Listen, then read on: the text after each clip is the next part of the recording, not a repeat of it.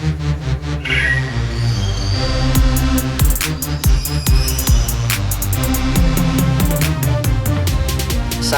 warahmatullahi wabarakatuh. Salam sejahtera Sobat Manggala dimanapun berada. Saat ini kita akan membahas tentang apa yang pernah kita bahas di konten-konten yang pernah saya bikin sebelumnya tentang gurah perkutut dengan media kitolot. Nah, dari bunga kitolot sendiri kita banyak yang sudah melakukan atau menguji atau mempraktekkan dengan media kitolot tersebut. Perkutut-perkutut yang tadinya suaranya serak jadi lebih los, lebih plong.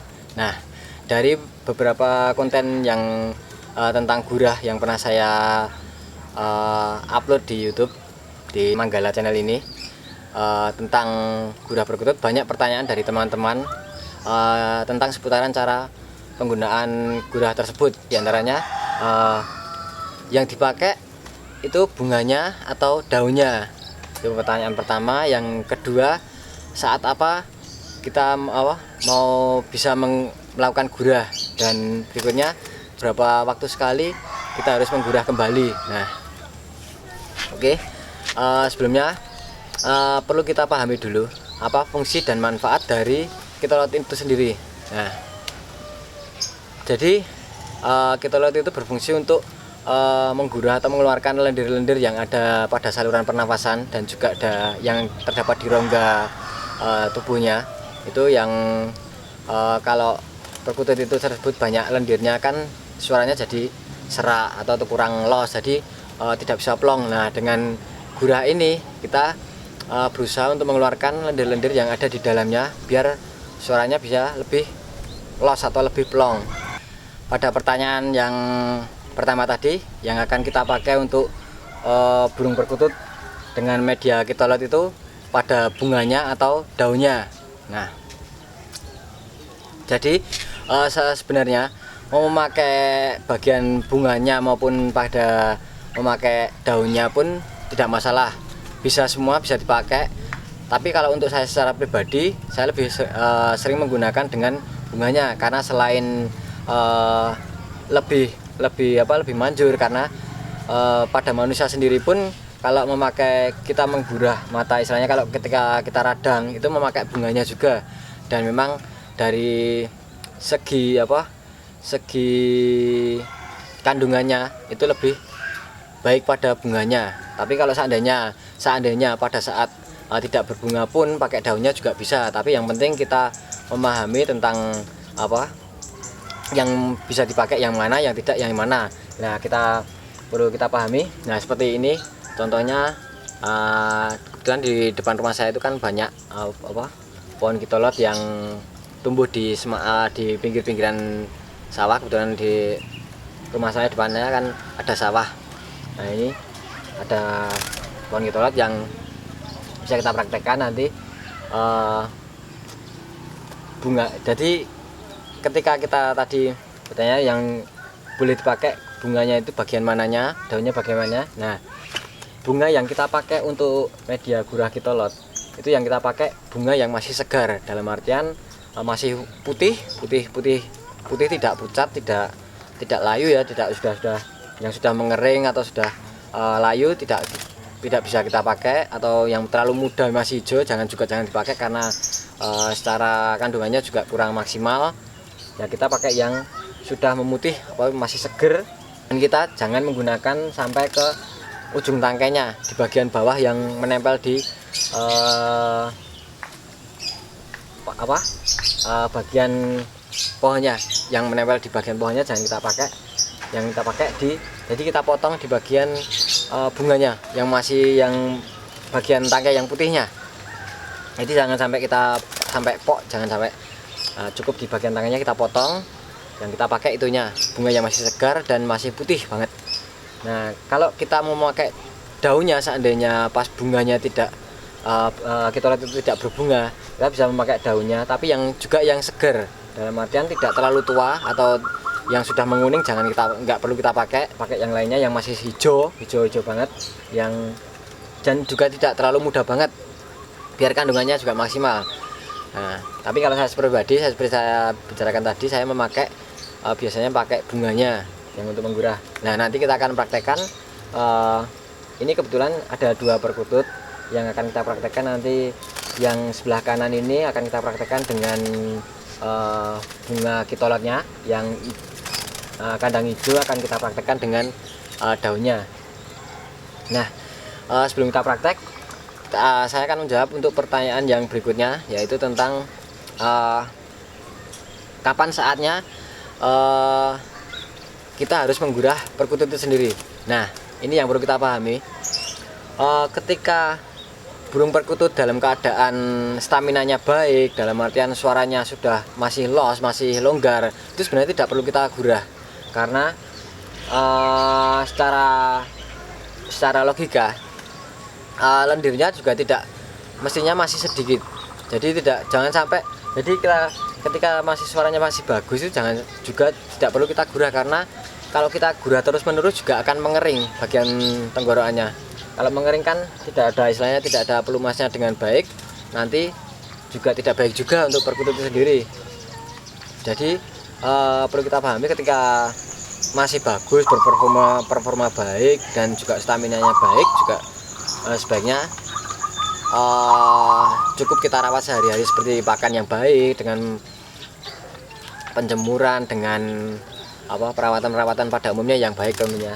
Tapi kalau kita memerlukan gurah, ya setidaknya tahu, misalnya suaranya pas, kok suaranya manggungnya serak, itu mungkin sudah saatnya kita gurah. Nanti baru kita gurah. Kalau tidak juga tidak perlu. Nah, juga pada saat cuaca apa kita harus menggurah perkutut. Jadi ketika cuaca musim hujan itu sebenarnya tidak perlu kita gurah. Cukup kita berikan, misalnya cukup kita berikan jamu-jamuan yang kita percaya bagus untuk stamina burung perkutut, itu juga sudah cukup. Gurah itu hanya kita gunakan ketika musimnya cerah, cuacanya cerah, juga tidak pas hujan, itu kita gurah baik. Karena ketahanan fisik dari perkutut itu kan tidak semuanya sama. Jadi kalau misalkan kita ya bisa mengukur kita bisa mengukur kok, seharusnya kita bisa mengukur kapan saatnya kita gurah dan tidak. Kalau saya menggurah ketika cuaca cerah, dan itu pun kalau seandainya perkutut dalam kondisi suaranya tidak baik, kurang los, kurang plong, dan kurang rajin, mungkin perlu saya cek dulu. Jadi saya lihat di bagian tenggorokannya itu perlu digurah atau tidak. Nah, berikutnya untuk berapa lama sekali kita bisa menggurah kembali. Nah, kalau saya kembalikan seperti tadi. Saat kita mau menggurah harus tahu kondisinya burung itu sendiri, perkutut itu sendiri, harus kita pahami. Tapi seandainya kita mau rutin rutin untuk menggurah, itu setidaknya sependek-pendeknya minimal 6 bulan sekali cukup. 6 bulan sekali cukup. Nah, jadi setiap 6 bulan sekali kita gurah dalam keadaan sama-sama sehat ya. Atau kalau misalkan 1 tahun sekali pun juga nggak masalah.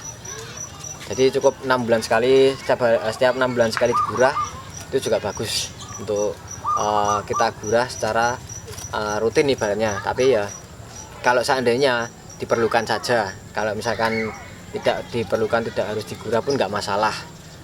Jadi cukup 6 bulan sekali atau 1 tahun sekali nggak masalah, itu udah baik dalam artian untuk gurah perkutut dengan media kitolot, baik memakai bunganya maupun memakai daunnya. Nah, itu jawaban saya dari beberapa pertanyaan teman-teman tentang gurah perkutut menggunakan kitolot, baik memakai bunganya maupun daunnya, juga kapan saatnya kita menggurah. Nah, oke, sekarang kita praktekkan untuk menggurah perkutut dengan bunga dan daunnya, dan kita lihat efeknya, dan mungkin besok kalau sudah ada hasilnya akan saya share di konten berikutnya, hasil dari gurah menggunakan bunga maupun daunnya. Oke, kita praktekkan untuk menggurah sekarang ya.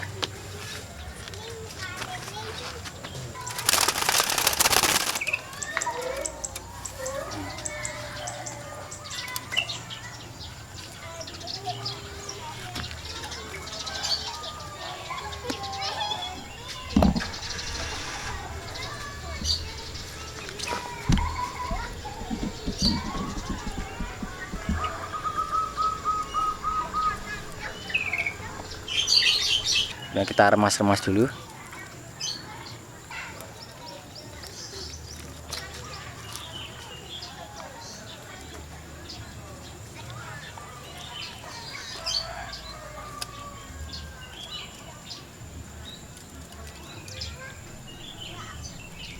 Kita teteskan pada bagian matanya.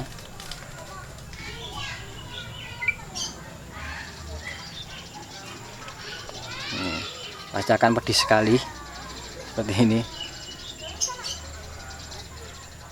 Yang kanan juga boleh kita teteskan pada bagian tenggorokannya sedikit saja. Satu tetes sebenarnya sudah cukup.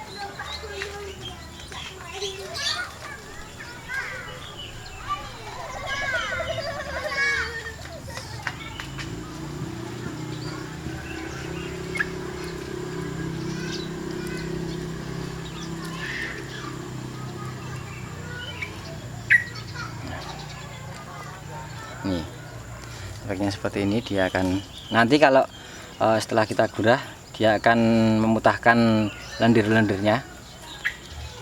Nah, kita masukkan kembali.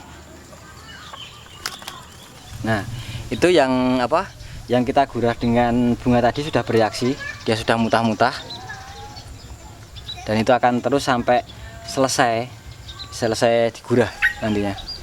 Kita mencoba dengan daunnya. Oke, ini ya daunnya. Kita remas-remas seperti biasa, seperti kita memakaikan dengan bunganya.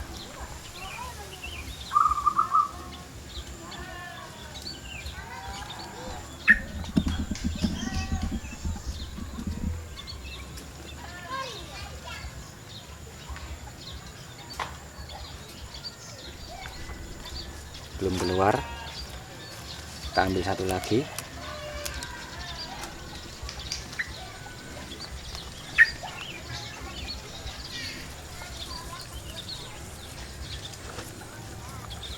Kita remas-remas daunnya. Kalau mau ditumbuk juga bisa sebenarnya, tapi kan butuh banyak.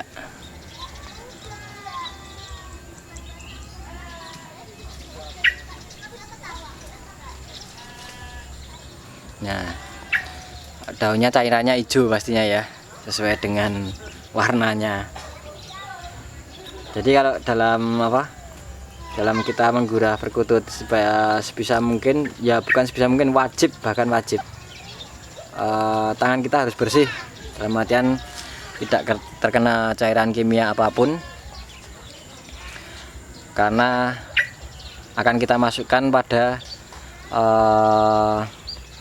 indra di matanya dan juga tenggorokannya. Jadi yang kita teteskan kan matanya. Udah, sekiranya cukup, udah kita masukkan lagi ke kandang. Nanti kalau sudah selesai, kita lihat efeknya seperti apa. Oke. Nah, ini kedua-duanya sudah saya gurah dengan kitolot, baik ini memakai bunganya dan juga ini memakai daunnya seperti yang kita praktekkan tadi. Nah, kita lihat efeknya seperti apa. Kalau yang ini kebetulan yang pertama tadi dengan bunganya sudah bereaksi mutah-mutah untuk mengeluarkan lendirnya hingga selesai reaksinya sampai berkurang. Nanti kita lap-lap sedikit aja bagian mukanya, bagian kepalanya kita lap-lap dengan air biar tidak mengering nanti lendirnya di kepalanya. Oke, kita lihat, kita pantau yang pakai daun seperti apa, yang pakai bunga seperti apa.